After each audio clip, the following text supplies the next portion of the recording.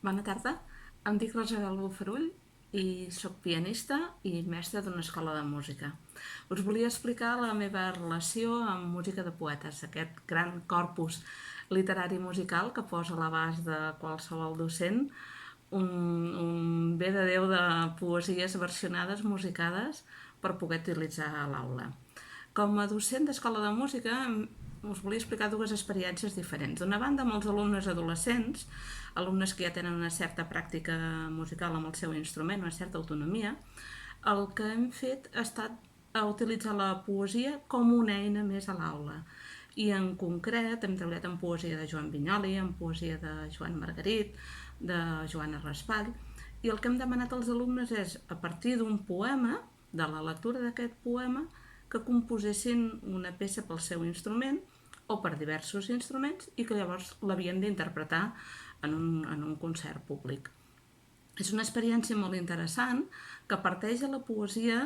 en aquest sentit la composició és una relectura d'allò que s'ha llegit, però que és exportable a altres activitats artístiques, no només la poesia, no només la literària, sinó que es pot rellegir la fotografia. De fet, hem fet experiències rellegint les fotografies del Tariq Samara sobre la guerra de Bòsnia,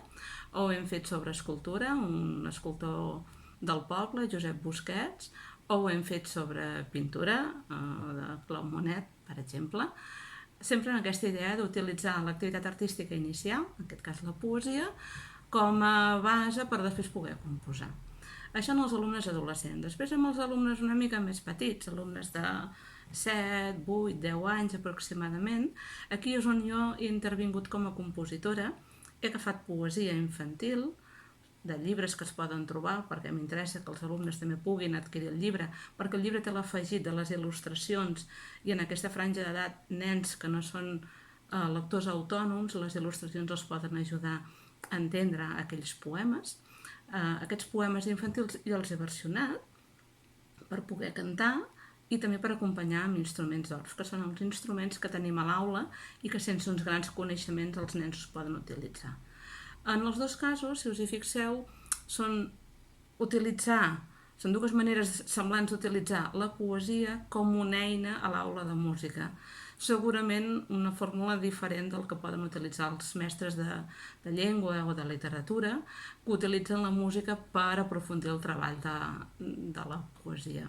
En aquest sentit, doncs, la meva relació amb música de poetes és com a creadora, com algú que hi aporta contingut,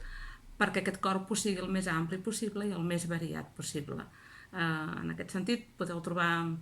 poemes de Ramon Besora i de Salvador Comelles, cantats per uns companys de l'escola, i que us animo a tafanejar no només per escoltar aquestes músiques, sinó per trobar música de poetes, allò que realment us pugui interessar per la vostra aula, pels vostres alumnes, per la franja d'edat, pels interessos i per tot.